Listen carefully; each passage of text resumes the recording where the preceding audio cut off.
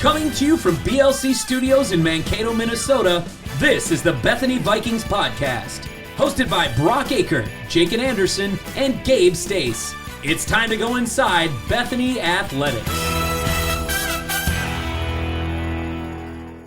Welcome back to another edition of the Bethany Vikings podcast. I'm Brock Aker, joined by Gabe Stace. We have a lot of star power here on the episode today. We're going to talk about all the awards. The yearly awards just came out yesterday for women, and the men just came out seconds ago, and we'll recap that. We'll recap the men's in track and field. The softball had a great week, but we're going to focus mainly on the winter sports and the spring sports next week on our spring break special episode. But the guests today, Brian Smith, Kyrie Mayfield, Abby Olson, Hannah Geisfeldt. Including the awards today, that is 10 first-team all-conferences combined between those 4 players. You add in year 2 for golf, that's 12 first-team all-conference players going to be on the podcast today. It's going to be fun, Gabe. I appreciate the shout-out, Brock. 4 legends on the show. Let's get rolling. All right, we'll start with the yearly awards that just came out yesterday with the women's basketball. Player of the Year for the 3rd straight season, Hannah Geisfeldt. Hannah Geisfeldt had an unbelievable year. She averaged more points than any of her other first 4 years here with Bethany, and she takes home the award again. We'll go in detail more of that with Hannah Geisfeldt because I'm going to be interviewing her. First team all-conference, all-defense as well, Hannah Geisfeldt. So that's her first all-defense award. You talk about the improvement even in her 5th season. Yeah, what an honor for that. To get first team all defense, I think kind of surprised some people, but she's deserving of it. Coach Lyle Jones, he got the Coach of the Year again. Back-to-back seasons for him getting the Coach of the Year. So another great year for the legend that leads our women's basketball team. All right, first year Player of the Year. Last year, Sarah Kotke. This year, the award stays at Bethany, and it's Haley Meyer. She came up huge, scoring double digits in about every game since she started, starting with that double-double against North Central.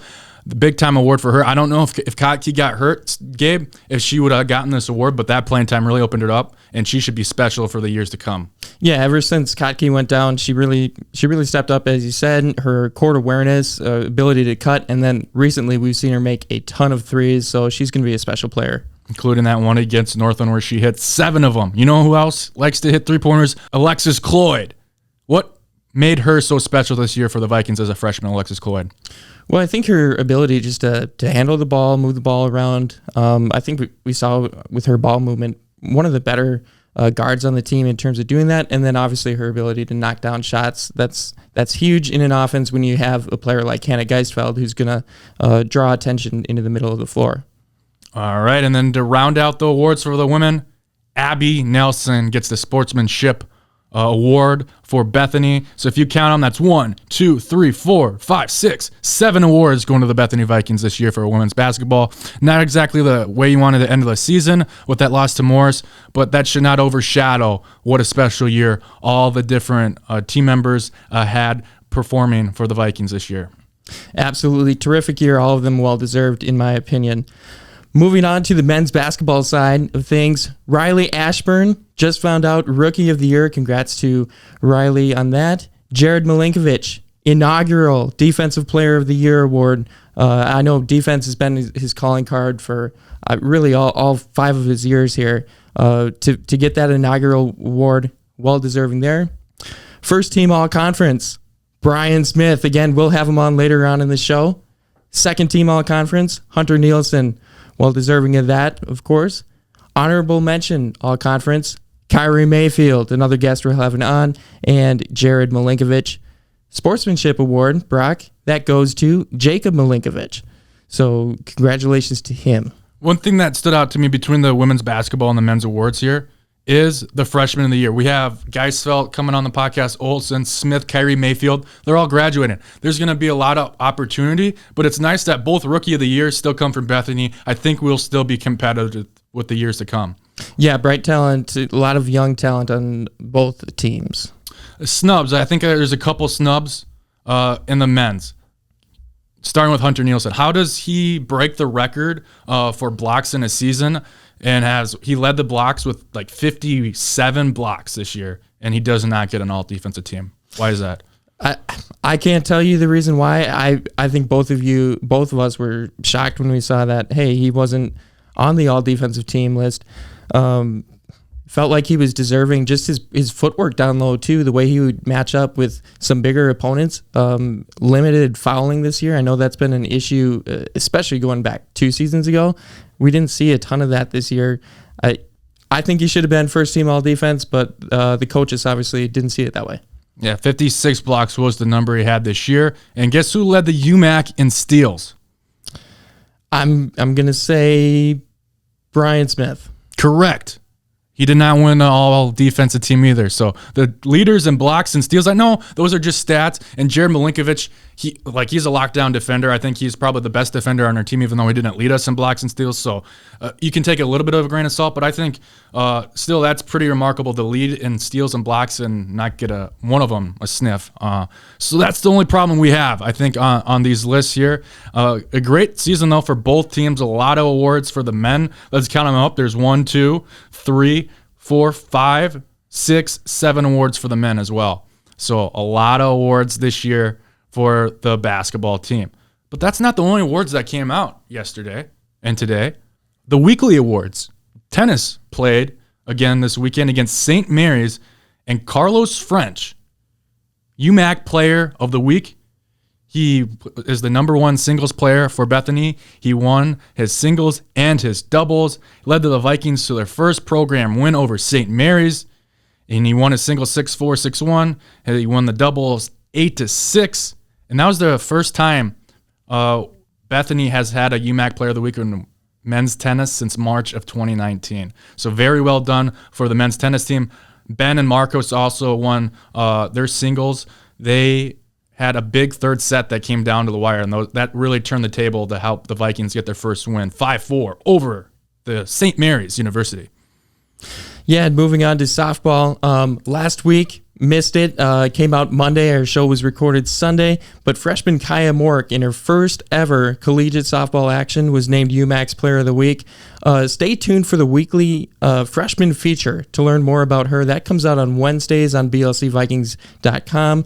You can learn all sorts of information about her and her amazing start as a Bethany Vikings softball player. This week, however, Eden Ambrose was the Player of the Week. She led Bethany Lutheran 2-2 weekend this weekend against 4 WIAC teams. Pretty impressive considering the competition they played. She personally went 5 for 9, 4 runs scored, and 2 RBIs. Had a double, 2 walks, and 4 stolen bases. Certainly a well-deserved award for her. And then freshman Kayla Cena was the Pitcher of the Week for the second straight week to begin her career. As well, she threw the program's 5th no-hitter in a win over Wisconsin Stout. Now, Brock, that was only a 5-inning game, but there have only been a few of those in program history. She struck out 12 batters in the complete game win over Wisconsin River Falls, allowed just 3 earned runs this weekend in 18 innings pitched, 24 strikeouts too, racking up the Ks. And speaking of the entire softball team, again, this weekend went 2-2, so they split their Saturday games. Then on Sunday, we had the blowout win. That was the perfect game for Sena in 5 innings. And then hanging tough with number 12 UW Oshkosh in that second game, only losing 3-1. That's got to be good to see for Coach Nessler to realize, hey, we can compete with almost anybody. Yeah, 12th University of Wisconsin, Oshkosh was 12th in the country. I think that just gives them confidence as they'll be going to Arizona this upcoming weekend to play some quality teams, and I think they're ready for it. I'm excited to see how they do down there. And yeah, Kayla Cena, no-hitter, 5th no-hitter in program history. Anytime you get a no-hitter, it's very special, and it must have been a joy to watch that game. And for her team, it's a team. When you get a no-hitter, it's not just you. That's your defense and everything as well. So just a great weekend for Bethany softball. All right, we're going to do something with all these awards. We're like, why has it took until Season 3, Episode 4 to do the Bethany Viking Player of the Week? So that's a great question, Brock. You came up with this idea, production meeting, and we loved it. We think it's something that we're going to continue doing. So who won our inaugural awards? Yeah, the only tough thing is we make fun of sometimes the UMAC voters for the all defense. It's easy to say it, but when you have to make a decision, it's kind of tough.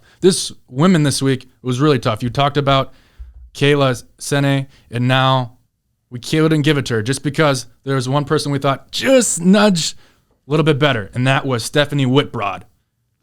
Yeah, Whitbroad this week. 3 solo Umac championships at the season-ending indoor meet at Wisconsin Superior. Talk about on Friday, she won the high jump and long jump, kicking off the weekend, and then backed that up on Saturday, winning the triple jump, and it was the first triple jump win conference championship in program history.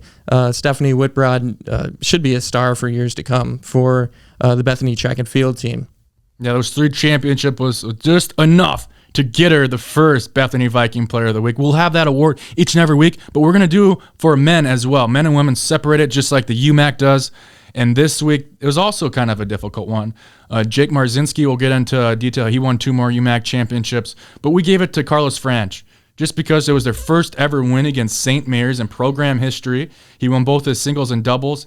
And like we said, this was the first Umac award for the men's tennis team in about 3 years. Hopefully a sign that the Bethany men's tennis team is going to turn around and be really competitive, make maybe the playoffs here this year in the top 5. I like all of our new recruits, along with Marcos returning last year. I think Bethany tennis is going in the right direction. The women did lose this week against St. Mary's 9-0.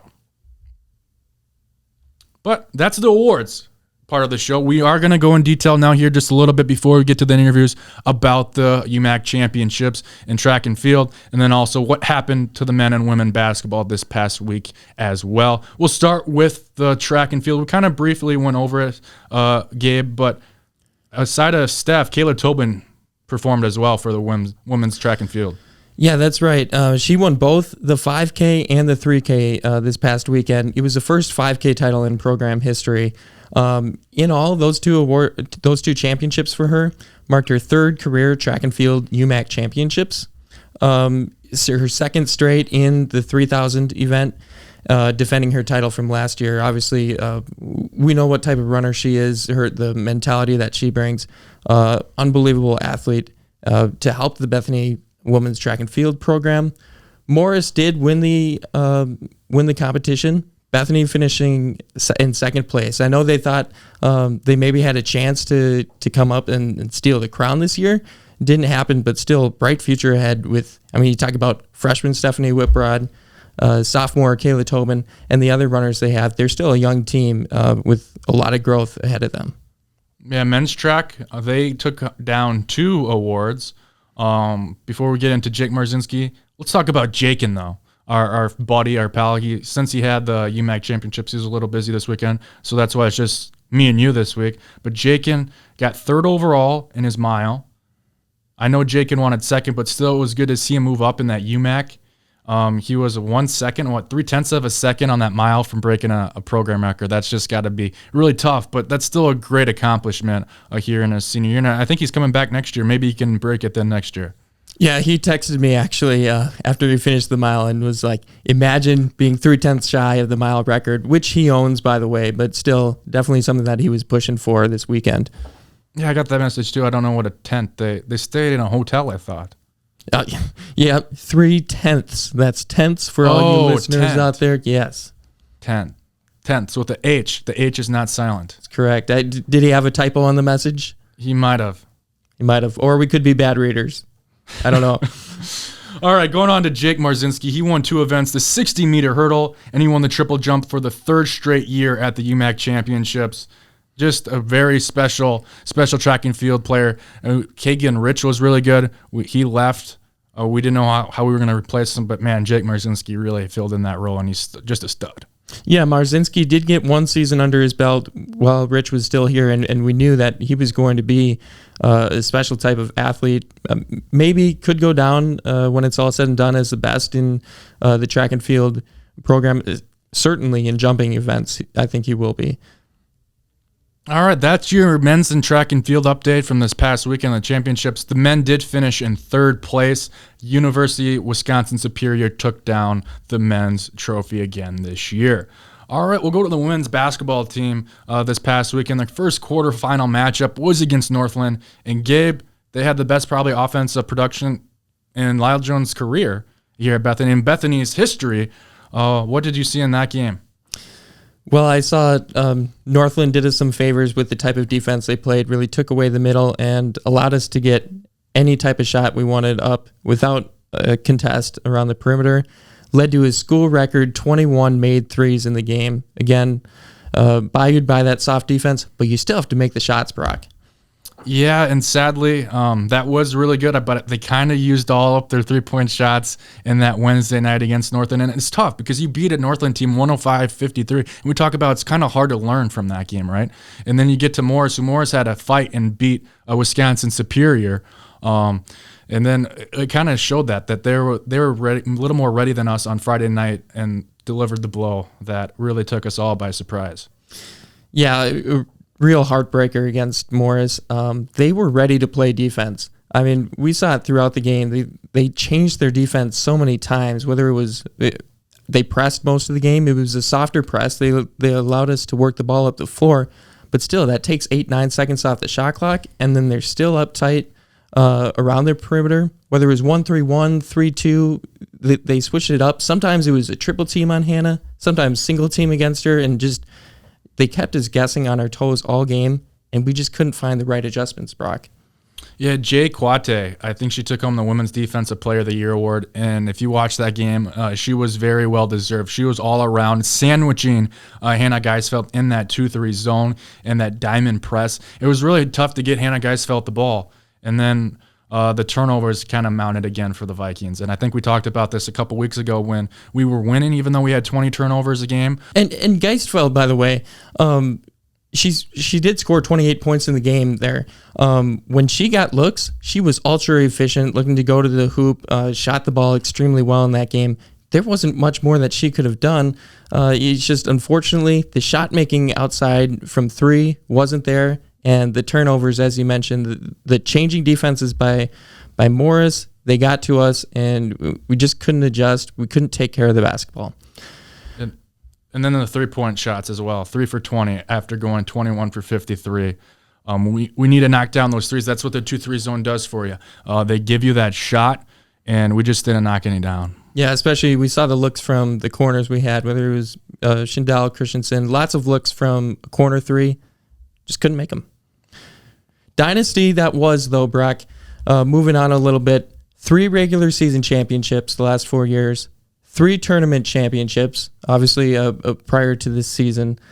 What really can you say about that? We've never seen a run like that in the D3 era here at Bethany. Yeah, and that's what you got to take a whole look at. I know a lot of people are disappointed. They thought we're going to win another championship. We have the best player probably in the whole D3. But when you look at the context and everything now, reflect how special it was the last 4 years, how blessed I was to call the games these last 4 years when Hannah Geisfeldt and you had the Abby Olsons, and how special this run was. So we should be very proud of everything what our team accomplished. And Sarah Kotke and Abby Olson, they're going to be big parts of this team this year that we all thought. And Abby Olson obviously didn't get to play this year, and then Sarah Kotke got torn ACL. So still getting first place in the regular season with those injuries and those situations, I think it's still a win. I know Hannah Geisfeldt was definitely emotional after the loss because she's just so good, and she expects so much of herself because she is so good, but I think she should be proud of herself. I think the whole team of the younger girls should be proud and hopefully carry that momentum when they have to next year without Hannah Geisfeldt. Yeah, no doubt. Just an unbelievable legacy that they've left behind. Everything they've accomplished. Hannah Geisfeldt, one of 20 players, 2,000 points, 1,000 rebounds in her career. Obviously, we could go on and on and on about her National Player of the Weeks. I will in the interview. Yeah. So Brock shouldn't go on about that. But like looking at the future of this team, Ashanti Boykin, Alexis Cloyd, Haley Meyer, Sarah Kotke, Grace Sikink. Yeah, I think that's a player to watch. With she was kind of banged up, and then obviously Geisfeldt gets all those minutes at the post. I expect Grace Sikink to step up next year and kind of be. She's not going to be the Hannah Geisfeldt, but I think she can be a one of the better posts in the conference. Yeah, and all those players we just mentioned, all significant playing time. They weren't overshadowed by the moment at all. Obviously, turnovers were an issue, but I mean, you still have some leadership coming back. Taryn Christensen obviously coming back, Ashley Schindel. The future still looks pretty good for this team. Haley Meyer, freshman of the year. We've seen Alexis Cloyd win a Umac Player of the Week. This team, it'll look a little bit different, obviously, but still very competitive. Absolutely. It was a tough loss, but I think we're still in good hands here. Going on to the men's basketball, they also had a tough loss against Northwestern. It kind of dropped to that 4 seed. They got a big win, though, to get to Northwestern against Superior, and you're really happy with how you saw Brian Smith just step it up after the team was down 40-29 in the quarterfinal matchup against the University of Wisconsin Superior. Yeah, he was huge. He just looked like, especially his shot making, his ability to get to the bucket and score in that second half. It just seemed like he was going to do whatever it took to get his team to victory, whatever it took to get the ball in the basket. Some of the shots that he made, he created space. Just the way that he led the offense down the stretch. Drew Sagadol, he made some big time shots in that game, that second half. Just a really gritty win. You're talking about it down 11 at the half to come back, beat a team like Wisconsin Superior, and Garvin talked about it. They're a physical team. To do that was it was one of the more impressive performances that I've seen. And especially with the adversity, you talk about all the pressure you have, the Kyrie Mayfield, you have the Brian Smith, you lose to Northwestern and then North Central, and now you lose to Wisconsin Superior. All of a sudden, a year where you had that 7-game win streak, you looked like you had a chance to maybe compete with Northwestern, and you might not even get to the semifinals. They battled back against that, and I think that's what really impressed me. And they did that the whole year. They never were really able to put 40 minutes together in a game from start to finish, and I think that's why they lost in that semi and they couldn't get over the hump. But they also did some really nice things against adversity. When they're down a lot during the year, they could have given up, especially against that Superior, but they did battle back. They came up with another big win at home in a great crowd. That crowd was unbelievable Wednesday night. I got to watch the game. I didn't call it. I came on and watched the men's game in the second half, and I sat right in the top. I guess I stood on the track at the top part right by the basket, and you're like right over the basket. It's a cool atmosphere if you sit inside the gym, but even standing on the track, I really think people should try that. Coming to the Bethany, just going on the track, I think that's a great spot to watch the basketball game if the stands are full. It's a great atmosphere, and just a tough loss to Northwestern, a tough way to end the season and going 0-3 against them. But again, they were down, by 18, 20 points in the second half, and they still kind of made it a game in the final 2 minutes.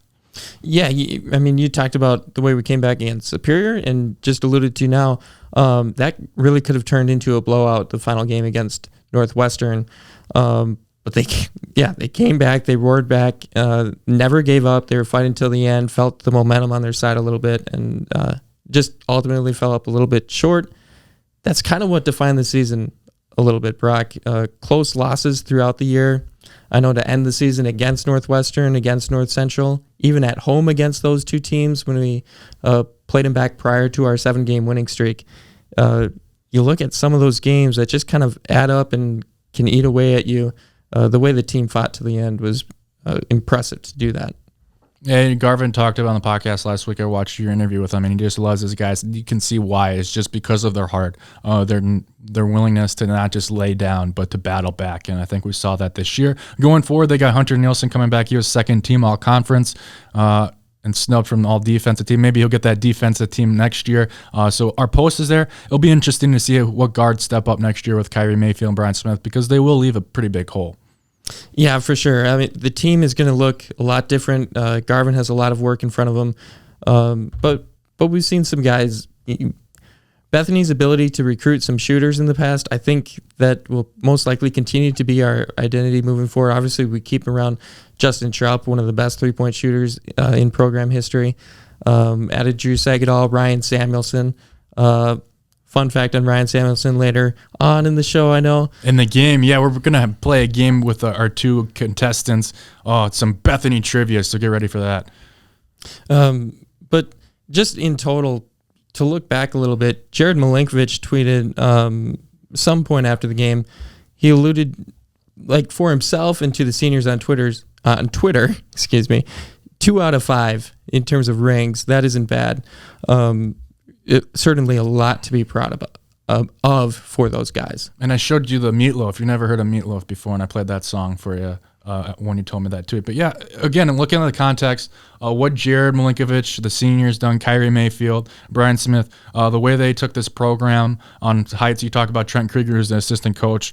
He was a big part of that. And then Garvin, keeping the team competitive after Fletcher left during COVID. And that's not easy to come in during COVID and recruiting. But the last thing I would just leave is I'm excited for Riley Ashburn. He never played post before until this past year to help Nielsen. I look for him to maybe play more of a wing next year, maybe a guard, that versatility. I think he could become one of the players to step up big time. And he already won Rookie of the Year, playing a position he's never played before. I think that's really special. So we'll leave that there. We'll get to the Bethany Vikings interviews with Gabe Smith. You're going to get Kyrie Mayfield and Brian Smith here, and I'll talk to Abby Olsen and Hannah Geisfeldt. Stay with us here on the Bethany Vikings podcast. All right, I'm joined now by some recently crowned Umac Award winners, Brian Smith and Kyrie Mayfield. Guys, how's it going? Good. Doing well. Very well. Good. Kyrie, I'll start with you. I think named Umac, honorable mention. You battled some injuries this year. How did you feel the season went personally for you? I say personally for me, it was definitely a lot of ups and downs mentally with myself. With me already coming back off injury and then having to still deal with different injuries throughout the season, whether it's COVID, ankle injuries, eye injuries. It was just a battle mentally, but I'm glad that I got the teammates that I have. They definitely kept me going. So it was ups and downs, but it was definitely more highs. Overall, happy with how you felt. Obviously, the team counted on you big time down the stretch of the season. Yeah, I know you missed a couple games even then, but overall, happy with the contribution you were able to give? Oh yeah, for sure. I mean, I would say every game I at least tried to give it my all. So. And Brian, for you, first team all-conference, congratulations on that, second year in a row for you. You had a number of great performances this season. The second half against Superior in the first round of the UMAC tournament, that was one of the best stretches of basketball that I've ever seen played. Thanks. What was your mindset in that game? It just seemed like you were going to do whatever it took to make sure that that wasn't your last game. Yeah. Well, in the first half, I definitely was playing more conservative, I'd say. I think I had like 6 assists, which is never, like, obviously not a bad thing, but I was just definitely looking to pass more, just kind of reading Superior, seeing what they were doing defensively, and being down, I was like, I kind of got to switch it up.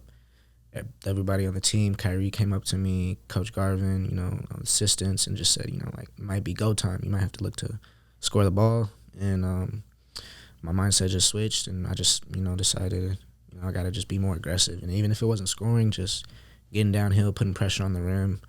So it was really just my mindset just had to just switch to be more aggressive and change it up because I saw we were losing. So, McKinley Wright IV, he tweeted at you after the game. Talk about your connection with him a little bit. Yeah, that's my dog. I've known Ken since I was in 7th grade. So, we went to school together, high school, stayed really close throughout. Just one of my really close friends. That's Timberwolves guard McKinley Wright IV. We're talking about. I actually saw his first NBA game, blowout win against Houston, season opener. Made it his only shot that game, a 3-pointer. Been playing most of the year in the G League with the Iowa Wolves. Obviously, cool connection to have that for you. Yeah, for sure. For both of you, like, how does having each other on the floor, like the game we talk about, one of you is able to take over, how does that take the pressure off of each of you individually? I can speak on this. I mean, my first year, I definitely carried a lot of the load. So when he came, it was definitely like a breath of fresh air because he brings the same type of intensity and aggressiveness that I would bring. So it's definitely a joy for sure. I love being out there on the court with him. Like it makes the game way more easier because not only is he a good basketball player, but he's a smart basketball player too. Like his IQ is there, so he knows how to make the right moves and reads. So, and like he said, he can turn on the go. The on go is there. He got a killer instinct for sure.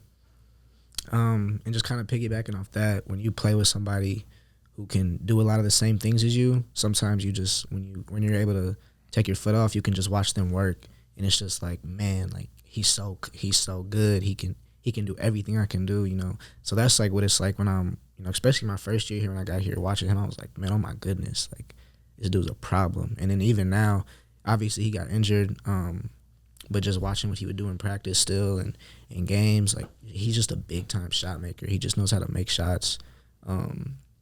Crazy finisher. So yeah, playing with him, like he's the most fun, one of the most fun teammates I've had to play with, and just watch him work. And for sure, easily.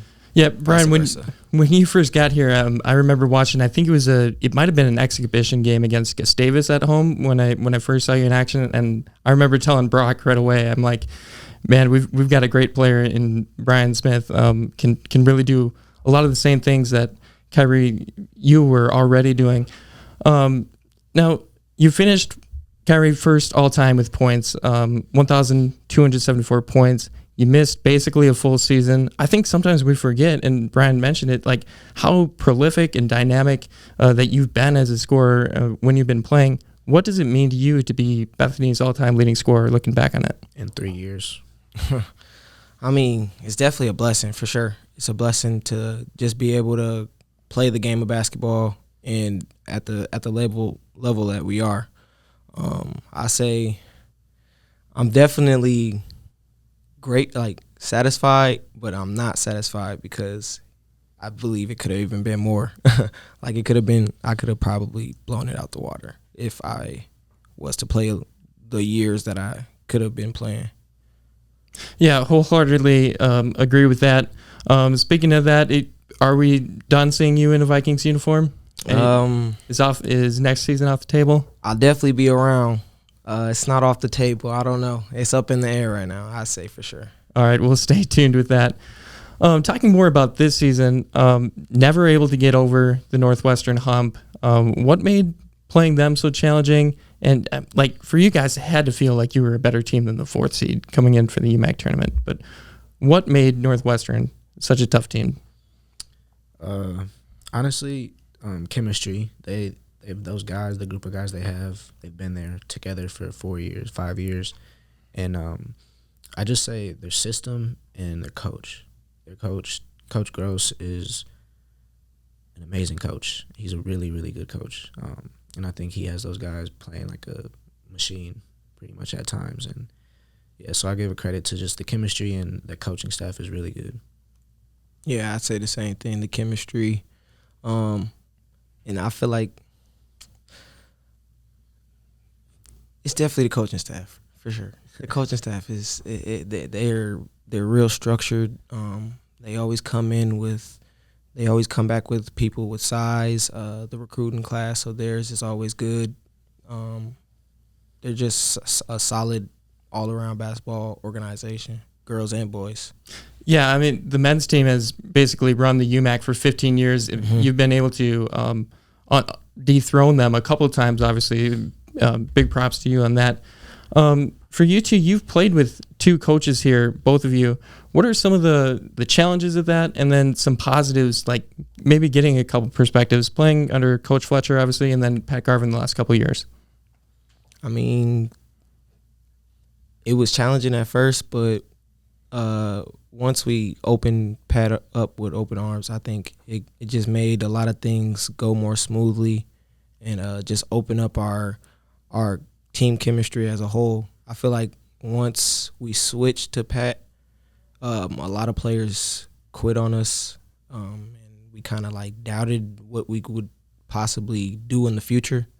But he kept us together as far as like letting us know like we're still that team, we're still a dangerous team, regardless of who the coaching staff is or any team we play. He always told us that he'd rather not coach anyone but us. So it's just always good to have that type of like security with a coach.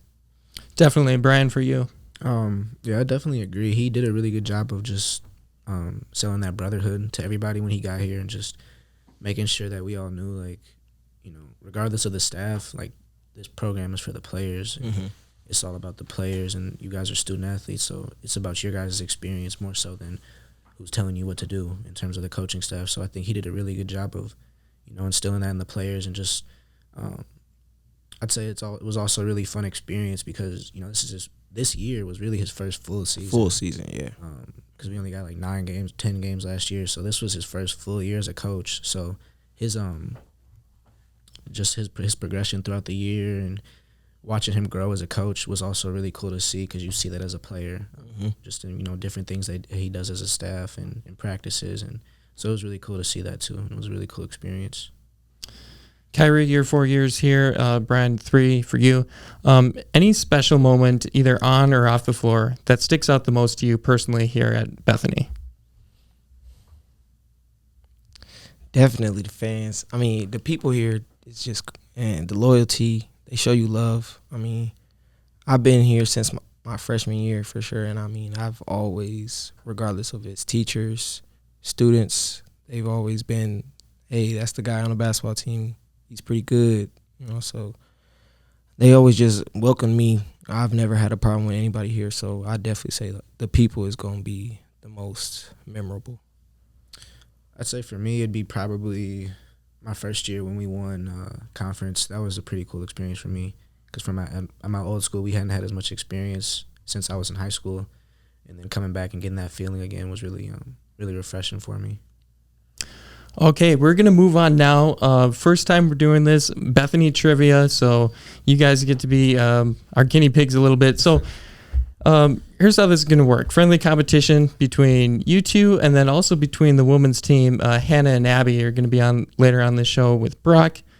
So you're going to get questions on the women's team. They will get questions on you. 5 questions plus a bonus question for each. Write your answers on the whiteboard. Don't worry about spelling or anything, and then just show me the whiteboard and let me know your answer once we get there. Good luck to each of you. May the best one win. All right, so first question here. Including non-conference games, who led the Umac in assists this season in women's basketball? Including non-conference games. Including non-conference. Full schedule, all the teams.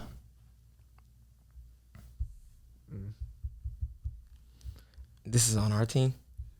But this is like throughout the whole conference. Yeah, throughout the whole conference, but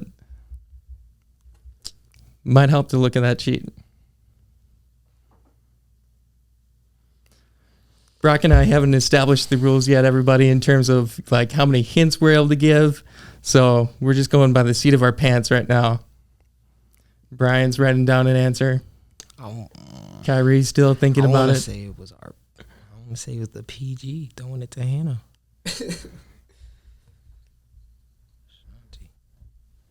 Alrighty, we can reveal your answers now.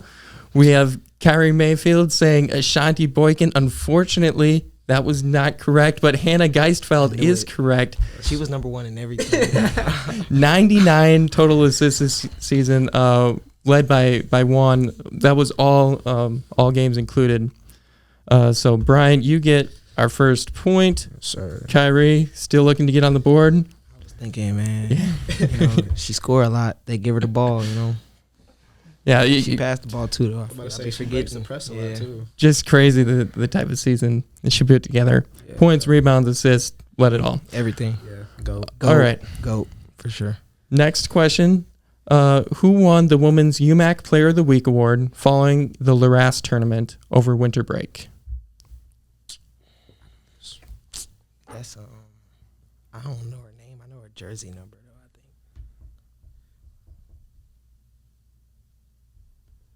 think. All right, we got it? Yep. I think. Yeah. And we both got Alexis Cloyd. That's a point for both of you. Her sole Umac Player of the Week award this season. She obviously made it rain in one of those games with a bunch of 3-pointers. I think 26 points scored in one of them. All right, next question. This one maybe a little bit difficult. So there were 4 players who tallied exactly between 50 and 59 assists this season on the women's team. So 4 players. Hannah Geisfeldt, we already established, has 99. So don't write Hannah Geisfeldt, please. Your job, write down 4 players. But if you name just 3 of them that are correct, we'll get you the point. Half a bonus point if you can get all 4. So we got 4 of the names that we think. So write 4 names that you think on there. Between 50 and 59 assists this season. And no Hannah Geisfeldt.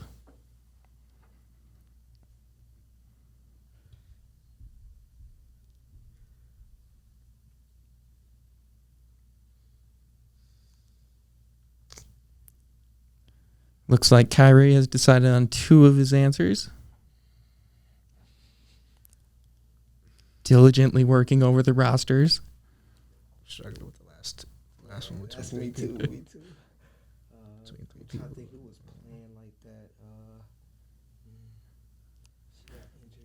Remember, about 27 games played this season, so need to average about 2 per game to get in the 50 range. Okay. Again, we haven't established hints at all, so about 2 per game. Okay, so first off, Kyrie answered Ashanti, Ashley, Laura, and Taryn. We got Brian here with Laura, Ashanti, Taryn, and Sarah. I like the Sarah cocky guess. So here were the answers. We've got Ashanti, so you both got that. I wanted to say her. She got injured. We've got Laura Ellingheisen. We've got Sarah Kotke. Oh, yes, so Brian, you've got it. I don't think either of you got 4. The last one was Alexis Cloyd. Either of you answer Alexis? Nope. No. So Brian, 1 point, but not the extra bonus point. Brian, you got a 3-1 lead on Kyrie here. Hey, he be on Twitter, man. I don't be on Twitter like that. No, that is facts. I do check out the stats. All right, 4th question now. What was you won't need to look at the rosters for this one. So what was the longest winning streak that the women's team went on this season? I need the exact number to get the point. I know we was winning. I know we started conference. Then we lost our very first one to. Can we know their overall record this year? Or is that too much of a hint? Yeah, too much of a hint. Well, not really, but I want. That's too. I feel like that's fair. I want to say it was like 12 or something in that range. It was definitely double digits. Cause I'm gonna just go with 12. That's a lucky number. What do we got? We got Kyrie answering 12. Brian with 13. Unfortunately, it was only 10. The streak was snapped near the end of the regular season against Northwestern. Had they continued it, would have been 13 without the Northwestern loss, including the North Central and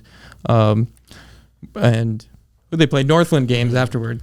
But their best win streak in program history was 12 games. They only got to 10 this season. All right, final question. Who led the team in 3-point shooting percentage? Minimum 10 attempts. Only needed 10 attempts. This is when I was mentioning to you earlier before we started. This is the exact stat we looked up, and I forgot. I forgot. Brian was saying he was looking up some 3-point percentages, so let's see if he can come up with the correct answer.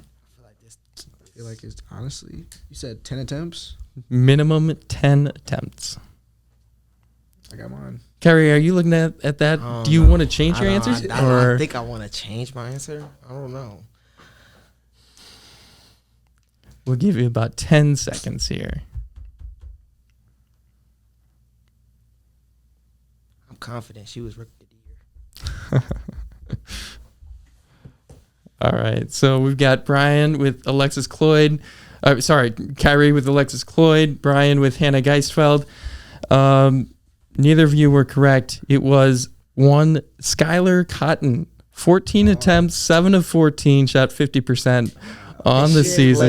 Yeah, that's a good question. The minimum 10 attempts, not too many needed. Abby Nelson, by the way, also shot 50% on the year, 4 for 8, but wanted to narrow it down to one answer. Okay, so we've got a tiebreaker. Brian, this will be more important for you since you did beat Kyrie here 3-1. But both of you play it. So our tiebreaker question is, how many offensive rebounds did Laura Ellingheisen have? And we're just going to go with who's closest. I mean, if you get it. Laura Eising. Okay, I know who that. Laura Ellingheisen. Just one game. Single season. All season, how many offensive rebounds? All season long. I think she played in every game this year except for one, I want to say. So it would have been about 26 games played. Offensive rebounds. All right, I'm going to go with it. I feel like I'm lowballing her. 14 and 12 are our answers. Kyrie, you were closest with 14. Answer was 31. I know, especially later on in the season, she was really crashing the offensive glass a little bit. 31 offensive rebounds for her. So let's see. That puts you 17 away. And Brian, your answer was 12? Yeah, 12. Puts you at 19 away. If my math was correct. We'll find out later when we edit the show a little bit. Well, that's all I have for you guys. Thank you so much for playing some Bethany Trivia. Again, congratulations. Brian Smith winning our men's Bethany Trivia. We'll see how that stacks up against the women's team. I know Brock has some tough questions for them. So this was Brian, Kyrie. Congratulations on fabulous careers, your awards this season. It's been great to have you on. Appreciate it. Thank you. Thank you for having us. We are now joined by two women that would be on the Mount Rushmore of Bethany women's basketball. Hannah Geisfeldt, the career leader in field goals, games played, games started, rebounds, points, and was just named for the Umac Player of the Year for her third straight season. Abby Olson, third in the all-time scoring in program history, first in three-pointers and three-point percentage, as well as the newcomer of the year in her freshman season.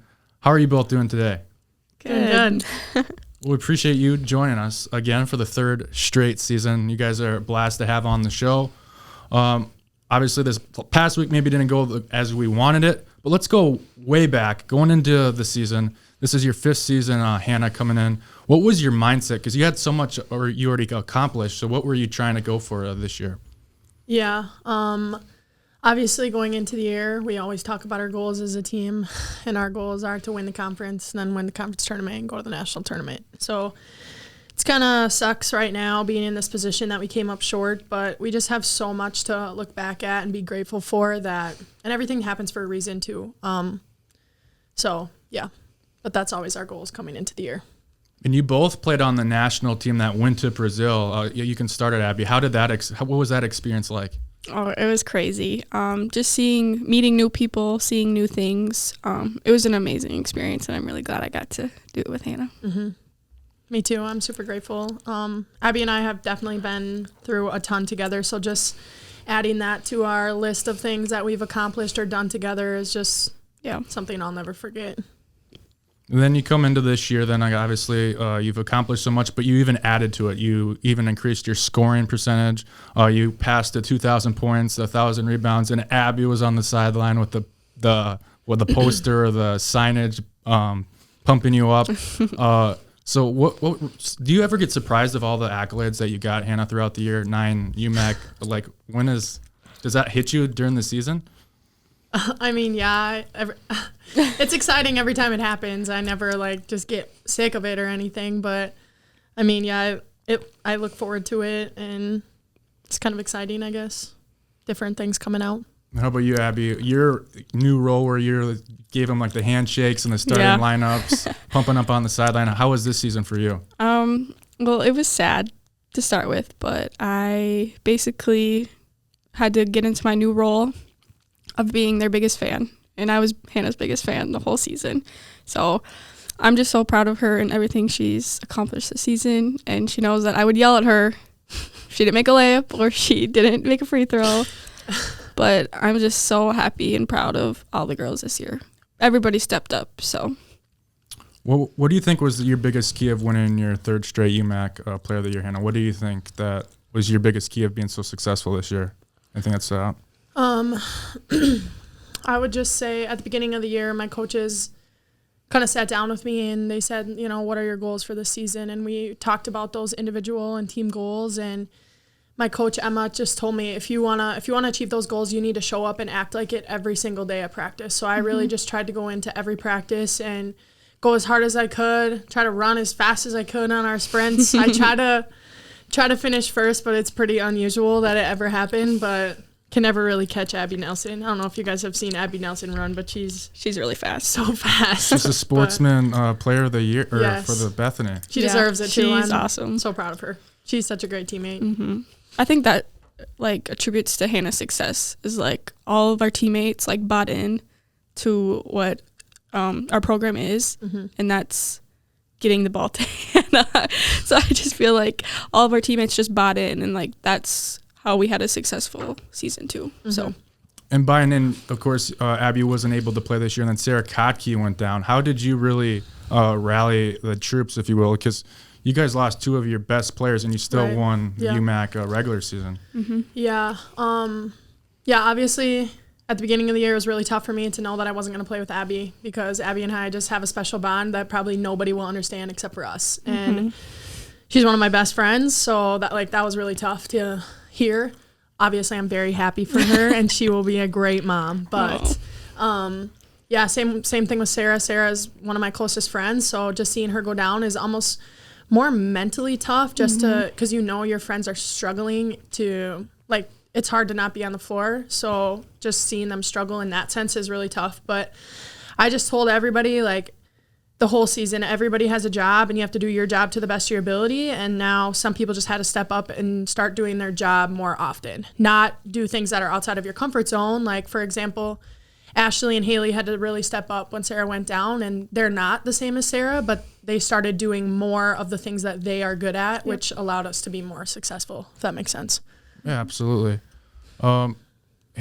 Abby, when you're on the sideline, you usually, like the guard, you see the court as a point guard, you see the whole thing, and you're on the sideline. But like you said, you were in Hannah's ear. How did you do on the bench? What did you try to add to the team? Because I know you're a big help with that. Yeah, I just tried to. It's so weird, like playing and then being on the sideline, seeing different things, and I tried to see what they weren't seeing, and I just tried to be the little coach in their ear when they would come off, and I would be like, okay, this is what you need to do. This is what you need to work on. You're doing a good job of this, but I just tried to be their biggest fan when they were maybe getting yelled at too much. But I don't know. I just kind of know how it felt to get yelled at. Lyle yells at you guys? Yeah, no. But I don't know. I just tried to hype them up and just be there for them, because it was hard. But you came in with Hannah, Geisfeldt, as freshmen. Yeah. Hannah's elevated each and every year, like we said. What did you notice from the first day that Hannah came into the last? Like, how did she become the player? Because you got to see it firsthand. Yeah. It was like so long ago to like think about coming in. Like, I can't even remember our freshman year, but I just remember, like, yeah, she works hard, yeah. But like now how hard Hannah works and like what leader she's like become, it's amazing. Like, people respect her in so many different ways, and I don't know, it's just crazy how she's become the player she is. And I'm so proud. And if we went over all the awards you won, Hannah, we'd be here till midnight. But you've won a lot of them. What is the award that you're most proud of out of all of them? Like, honestly, it's not even individual. It's team, and it's just beating Bethel in the national tournament. Like, that's by far my favorite memory and the best feeling that I've ever had as a basketball player. And just walking off that floor, silencing their gym with thousands of fans in front of our tiny amount of fans with literally my best friends. It was the best feeling in the world. Yeah. And then, the scope of it, that's what I tried to say on the broadcast and what we talked about, the opening is this past Thursday or Friday night when you guys lost, to look at like the whole sphere because of the dynasty you built.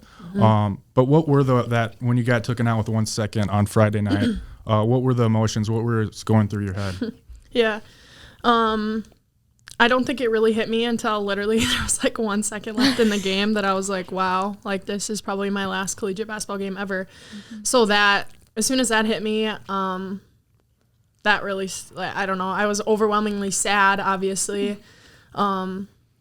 I don't even know. My body felt numb, felt like it really wasn't real. But looking back at the video, Gabe took a video, and it was just like a really cool honor that there was like a standing ovation, and even just to see the whole Morris bench and coaches and their fans too, super respectful, and that means a lot to me.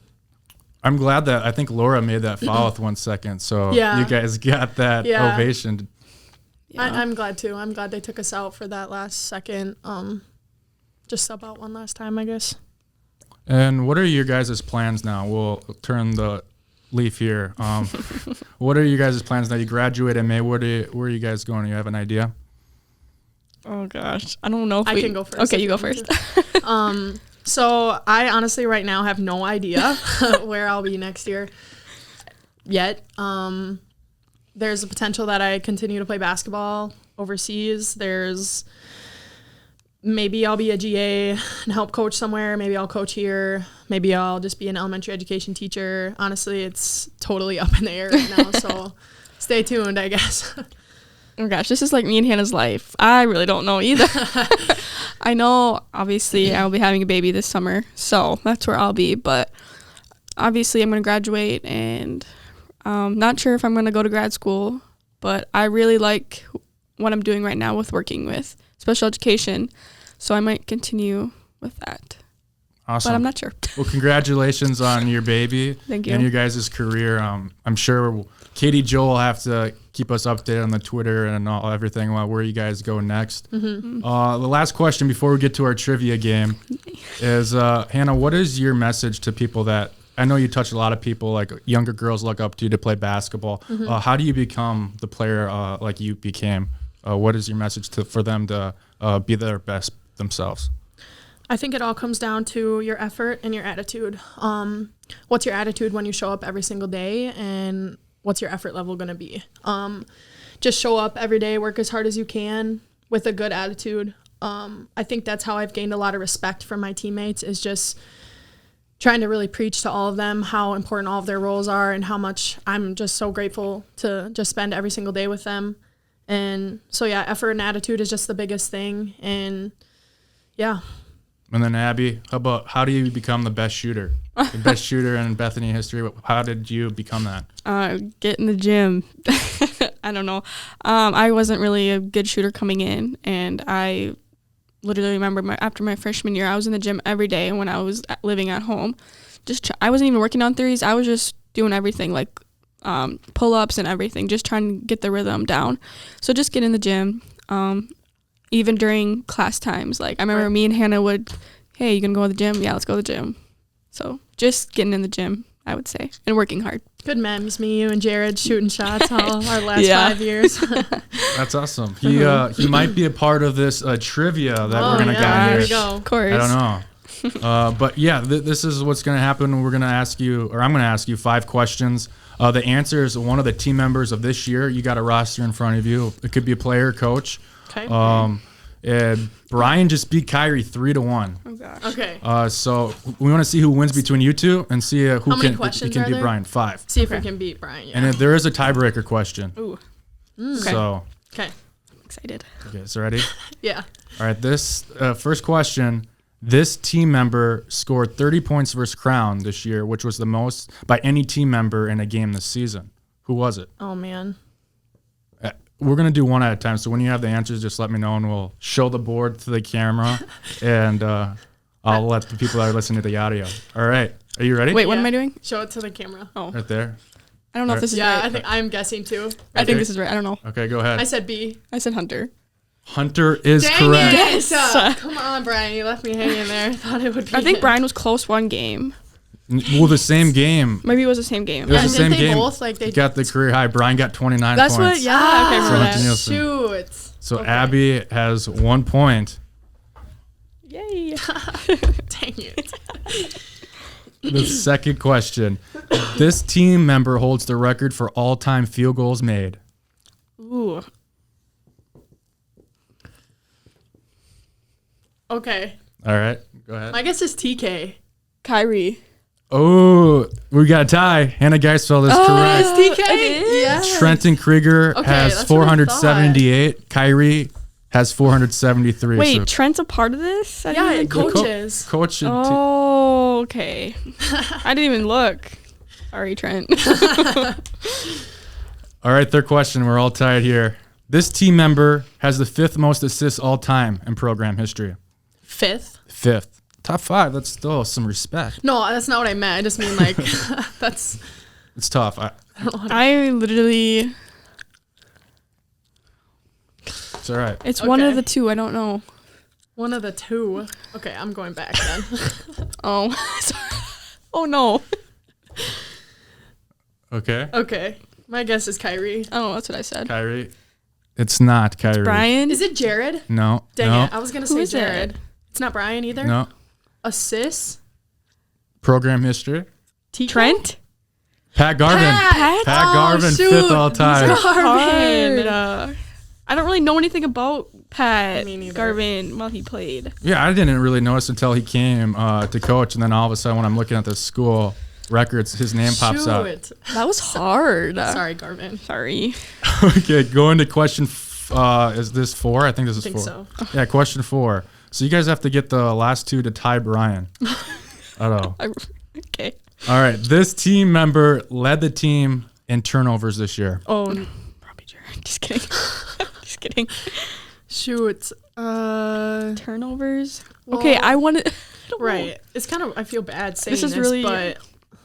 I feel like it has to be the person who has the ball the most. And Almost the most. So, Brian, Okay, well, I said Kyrie because I knew you were going to say Brian. he has the ball the most. Oh no, You would expect a point guard to have Yeah. the most you're turnovers. both wrong. What the heck? Gosh. It is Jared. You were right. You should have Sorry. 68. However, Oh, he is Jared. one of the 3 players that started all 26 games. Yeah. He's Uh, played a lot of games. So. And part of that, he became the all-time leader in games played in Yeah. Bethany history. Oh, dang. All right. Sorry. So this last 5th question is just going to see who wins between you two. Brian Smith, the first team all-conference today, and he's going to be the winner between the 2 teams. But the women award is still available here. Last question. All right. Who led the Vikings in three-point percentage this year with at least 40 attempts? So they had to shoot at least 40 times. 40 attempts. If we're wrong, can we have a second guess? There's a tiebreaker at the end. Oh, okay. Okay. Okay. I've been wrong this whole time with the person, so I was going to say him again, but I'm not. Okay, what's your guess? Jared. I said Schrupp. Yeah, I'm too hard on these questions. Oh. This was supposed to be the toughest one. Ryan Samuelson, Okay, I was actually thinking him, but I wasn't sure. 47.8%. Jared was second with 36%. Oh my gosh, we suck. No, they're tough. 1 for 5. Oh, I spelled Schrupp wrong. I spelled SHRUP. That's funny. All right, it comes down to the tiebreaker. This one's Okay. huge. Oh my god, this is going to be so hard. So it's whoever gets closest. This isn't a person's name because this is a number just so Okay. we break it's it. a number? Yeah. So how many steals did Jacob Milinkovic have this year? I feel like I should know Steals? this. I Steals. feel like his dad should have told me this. How many games did they play? 20. 6-ish. You guys helping each other. That's awesome. And Teamwork. How many? Is he the leader in steals? Do you know? I don't know. I don't know either. Okay, I'm just gonna do some math here. I'm Let's just guess. gonna- 27 games. You're going to be a teacher, you said at some Probably point. like- Is it a math teacher that you're going to be or what grade or what subject? Elementary, Okay. whatever grade, kindergarten through 6th grade. I don't know. I'm just going to guess. This is probably wrong, way off. I don't know either. Okay, I'm just gonna say I feel like I'm like low. 76. Oh, I'm so low. I said 44. Abby Olsen is No! closest. It's 32 steals. Dang it. He had the second most steals on the team. First was Brian Smith, who job, led the Jacob. Umac in steals, but Ooh. was not on the all-defensive team. So another Doesn't snub. make sense. Yeah. Dang. It's tough. Well, Abby gets to add one more thing to her accolades. Hannah, you're going to have to stay Hannah. pat with your 100 Dang it. awards. So you don't get 101. What were the other boys' questions? Can you tell us or no? Yeah, I can look at here. I think Gabe still has it. There's probably about coach or like. Including non-conference games, who led the Umac in assists this season for the women? Who? I did. Yeah, it was Hannah. Yeah, you're right. Did they get that right? All right, you got. You don't know. I don't know. I just saw that Brian got 3 and Kyrie got 1. Okay, sorry. The second one was who won the Women's UMAC Player of the Week award following the Larasse tournament over winter break? Alexis Cloyd. Yes. Okay. Mm-hmm. You guys are 2 for 2. There were 4 players who tallied exactly between 50 and 59 assists this season. Name 3 of them. 50 and Laura. Maybe not. Ashanti. Ashanti G. Alexis. Ashanti, Alexis, you. Maybe me. Well, it's between 50 and 59. You had 99. So I'll help you out there. Maybe G. Yeah, maybe G. Maybe Sarah even, maybe? Sarah, actually. I bet Sarah is one because she was, like, doing really well with this. I think you named all 4. It was the Ashanti Boykin, Sarah Kotke, Cloyd, and Laura Ellingheisen. Okay. Nice. And then what was the longest winning streak the women's team went on this season? 10 games. All right, you 4 for 4. Snapped. Last question. Who led the team in 3-point shooting percentage? Minimum 10 attempts. Ashley. 10 Taryn. attempts. 10 attempts. 10 attempts? 10 attempts. Ashanti. Abby Nelson. No. Dang it. Skylar Cotton. Oh, I thought it was Nelson. And then the tiebreaker was how many offensive rebounds did Laura have? I have 30. No idea. 60? 31. Oh my gosh, she almost had a Jeez, net very on. good. Yeah, Abby was the winner Yeah. of the Nice. That was fun. Bethany Trivia. Yeah, Hannah sent me something like last year. You should do some Bethany trivia. So I was thinking if she wins her 3rd straight UMAC Player of the Year award, I'll do it. So Oh, thank you. we went for it. All right. Well, we want to thank one last time Brian Smith, Kyrie coming on the show. Thank you, Hannah and Abby. I'm glad you both came. You came in together. You're going out together. That closes the book on the winter sports season. Come back next week for the spring special, spring break episode where we preview and review some of the spring athletics that's already happened. I'm Brock Aker. Thank you for listening to the Bethany Vikings podcast.